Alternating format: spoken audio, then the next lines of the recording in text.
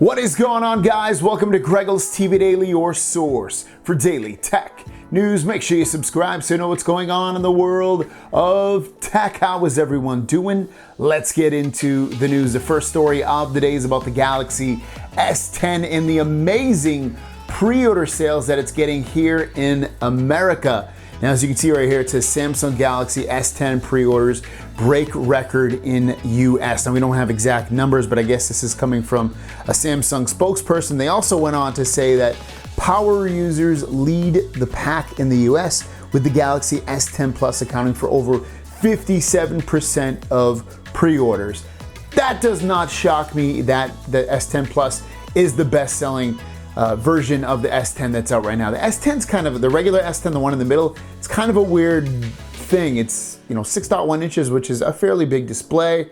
But if you want a big display, why not go up to 6.4? Also, the battery's not as large as the 6.4 inch one. I just feel like the S10's kind of one that people won't buy at all. I can see why you might want to buy the S10e. It's cheaper, a lot cheaper. It's also a smaller screen, and I think that makes sense. And then S10 Plus, obviously you're getting everything. 3 cameras on the back, 2 on the front, bigger battery, bigger display. It's just a bigger phone, so I can see why people would want that overall. But yeah, S10 Plus, best-selling phone. Again, doesn't shock me at all. I have the S10 Plus, the 1 terabyte, 12 gigabyte RAM one, and then most of the pictures that I've been seeing from you guys, I think every single one of them was like an S10 Plus, so not a shock at all. What do you guys think?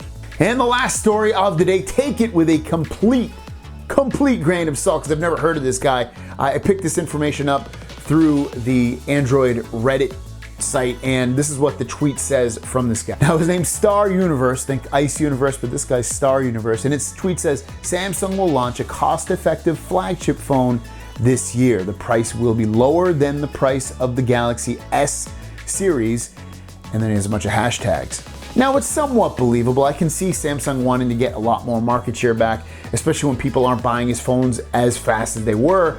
Will this phone come out with America? We don't know. Will it come out, only in certain countries? We don't know. We really don't know anything about what this tweet says, but the reason I wanted to bring it up is a cost-effective flagship phone goes against a OnePlus phone. Now, you can say the S10e goes against the OnePlus, but kind of doesn't. It's a smaller display. I mean, it has a lot of better features in terms of the camera's better, the display looks better. The speakers are better. It's water resistant. There's things about it that are better, don't get me wrong, but like just size-wise, it's not the same phone. So I can see maybe Samsung putting out a phone, Snapdragon 855, maybe 4 or 6 gigabytes of RAM, 128 or 64 gigabytes of storage, knocking some of these things down, but things that maybe people don't care about or things people don't really need, and getting into that $500-600 price range, that's pretty big.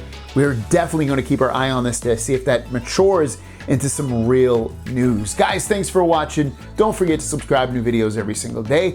My question out to you guys is, does Samsung need a mid-level costing flagship phone? Let me know in the comments down below. And what's the proper price? We'll see you down the road.